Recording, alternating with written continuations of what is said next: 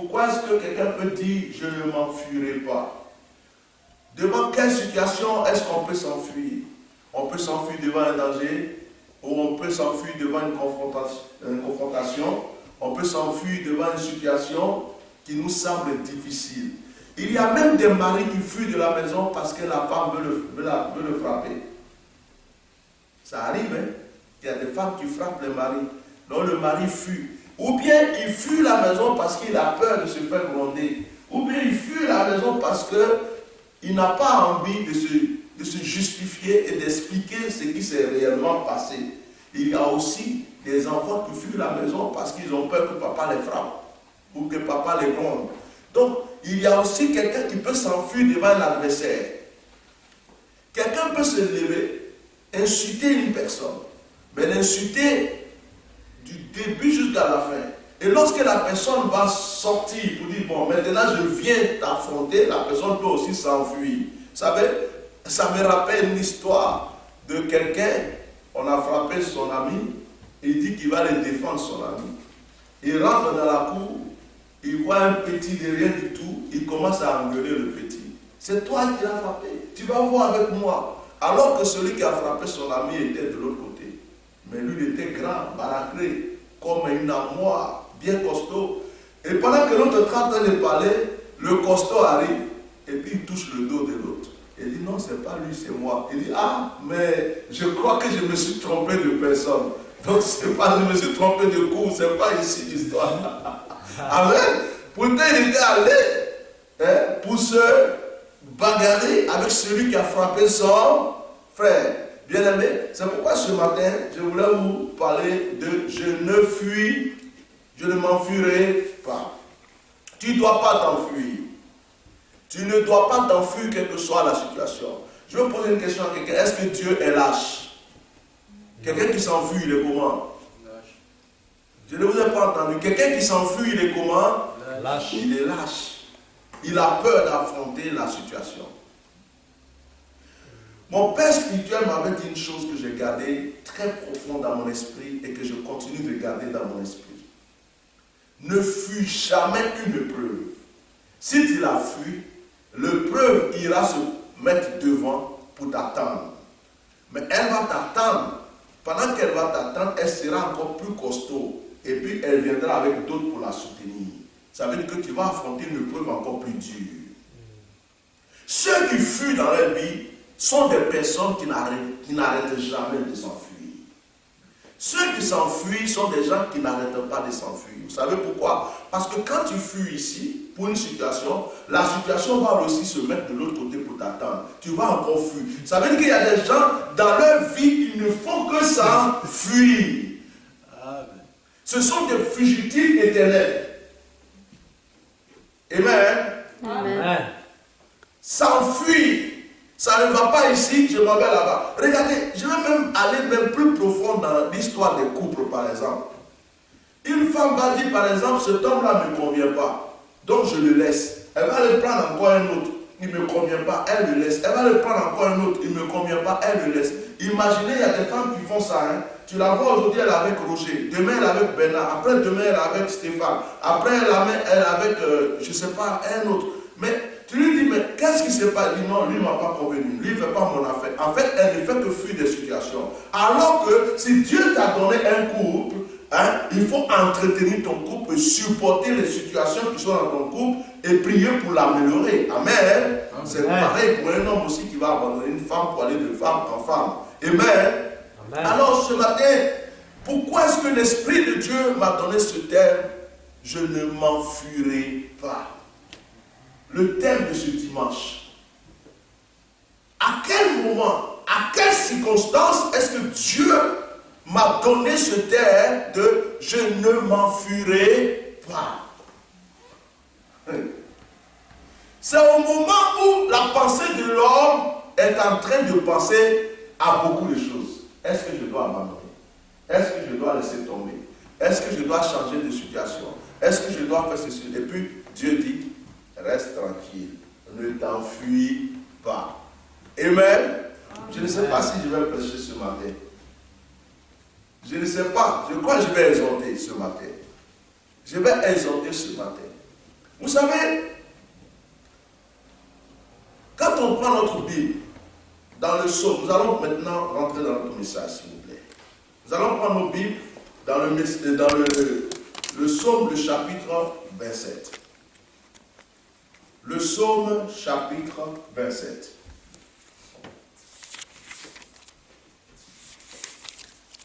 Psaume, chapitre 27. Nous allons lire le verset 1 jusqu'au verset 3. J'ai la parole de Dieu, au nom de Jésus. L'Éternel est ma lumière et mon salut. De qui aurais-je peur? L'Éternel est le soutien de ma vie. De qui devrais-je redouter? Quand les méchants s'avancent contre moi pour faire de moi leur proie, ce sont eux, mes persécuteurs et mes ennemis, qui trébuchent et tombent. Si une armée prend position contre moi, mon cœur n'éprouve aucune crainte. Si une guerre s'élève contre moi, je resterai malgré cela plein de confiance. Amen. Amen. Amen. Amen. Tu peux même lire le verset 4 s'il veut. Je demande à l'Éternel une chose que je désire ardemment. Je voudrais habiter toujours toute ma vie dans la maison de l'Éternel pour contempler la beauté de l'Éternel et pour admirer son temple, car il me protégera dans son tabernacle le jour du malheur. Continue. Il me cachera sous l'abri de sa tente, il m'élèvera sur un rocher. Déjà ma tête se dresse au-dessus de mes ennemis qui m'entourent. J'offrirai des sacrifices dans sa tente avec des cris de joie. Je chanterai, je célébrerai l'Éternel. Amen. Amen. Amen. Gloire à Dieu. Amen. David dit, l'Éternel est ma lumière et mon salut. Et il pose la question, de qui aurais-je peur? De qui aurais-je crainte? L'Éternel est le soutien de ma vie. De qui aurais-je peur? À quel moment est-ce qu'on parle de lumière? On parle de lumière que quand il y a les ténèbres. Au moment où tu as besoin de la lumière, c'est au moment où il fait vraiment noir. C'est au moment où tu es dans une situation qui devait réellement t'effrayer. Au moment où tu es dans un endroit où tu te demandes, est-ce que je suis seul? Est-ce que quelqu'un ne viendra pas m'affronter? Est-ce que quelqu'un ne viendra pas me faire du mal? Tu es dans un endroit où tout est ténébreux. Tu dis, oh, j'ai besoin d'une lumière. La nuit, on a besoin de la lumière. La nuit, on a besoin de la lumière pour voir quel est le chemin que nous devons prendre. David dit, l'Éternel est ma lumière et mon salut. Il dit, de qui aurais-je crainte? Regardez, il parle de crainte et il parle de lumière. De qui aurais-je crainte? Je suis dans un endroit ténébreux. Je suis dans un endroit difficile. Je suis dans une situation difficile. Tout le monde en veut à ma vie. Je suis dans les ténèbres. Les démons veulent m'avoir. Les mystiques veulent m'avoir. Les sorciers veulent m'avoir. Les marabouts veulent m'avoir. Les charlatans veulent m'avoir. La pauvreté veut m'écraser. La misère veut m'anéantir. Je suis dans les ténèbres. Mais de qui aurais-je crainte? Dois-je avoir peur de ces choses qui m'affrontent? Dois-je avoir peur de la mort? Dois-je avoir peur de la pauvreté? Dois-je avoir peur de l'échec? Dois-je avoir peur des mystiques, des charlatans, des marabouts, des calomniateurs, de ceux qui me montrent du doigt du matin au soir? Dois-je avoir peur de ceux qui en veulent à ma vie? Il dit non, de qui aurais-je crainte? Amen. Ça n'existe pas. personne de qui je dois avoir crainte. Nous savons que ce David qui est en train de parler était tout jeune, enfant dans la forêt. Il a affronté le lion. David a affronté les loups. Il a tué le lion de ses propres mains. Dans l'histoire, on n'a jamais vu quelqu'un tuer un lion de sa propre main. David a connu le courage dans les épreuves. Il a connu le courage dans la forêt. Il a connu le courage devant le lion, devant l'ours. Son père n'était pas là pour le défendre. Ses frères n'étaient pas là pour le défendre. Il n'avait pas eu une arme quelconque pour se défendre. Il n'avait que ses mains et le pouvoir de l'Éternel dans sa vie. Amen. David dans la forêt n'avait pas de témoin pendant qu'il était en train de combattre l'ours. Mais l'ours lui-même était témoin de sa propre mort. Les lions avaient parlé de David. Lorsqu'un lion prononçait le nom de David, l'autre lion lui disait, celui-là, c'est lui qui nous tue ici de ses propres mains. Les lions ont même fait des réunions en disant, on peut attaquer tous les êtres humains, mais celui qui s'appelle David, laissez-le passer.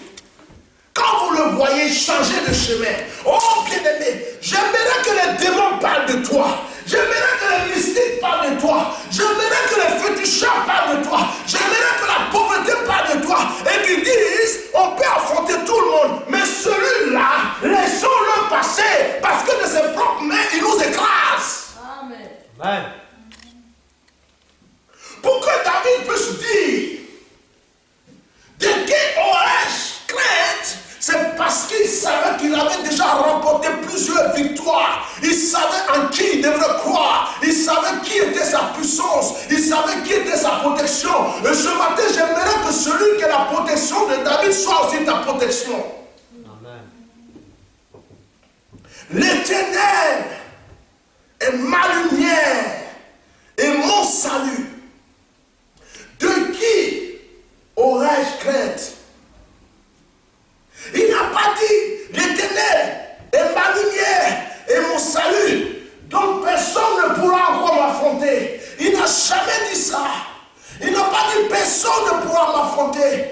C'est parce qu'il a dit. Il a dit, ils peuvent m'affronter. Il a dit, ils peuvent m'attaquer. Ils peuvent m'en vouloir à ma vie, la nuit comme le jour. Mais de qui aurais-je crainte? Je n'ai peur de personne. Je n'ai peur de personne.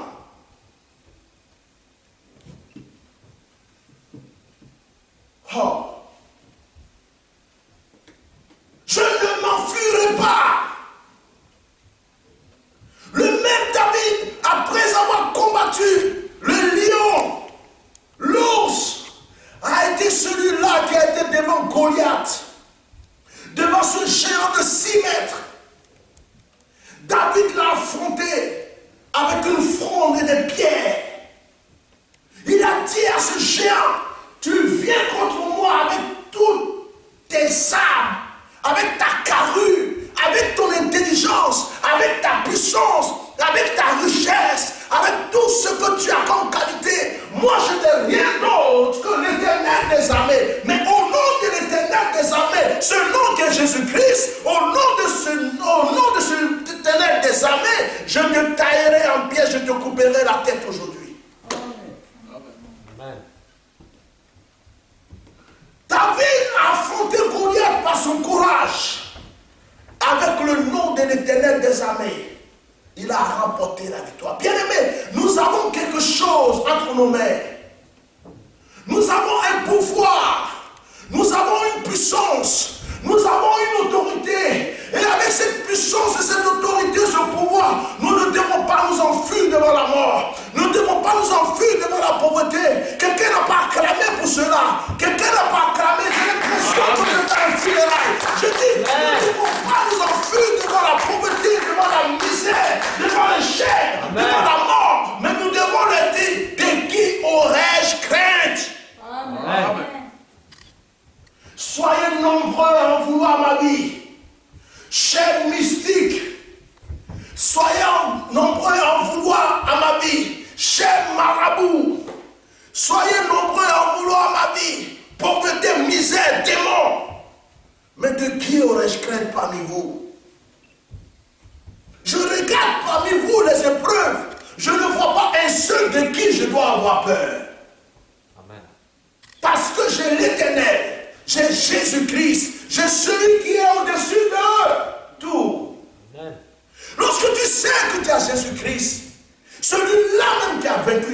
tu ne peux pas avoir peur de la mort. Si tu as celui à qui appartient l'or et l'argent, tu ne peux pas avoir peur de la pauvreté.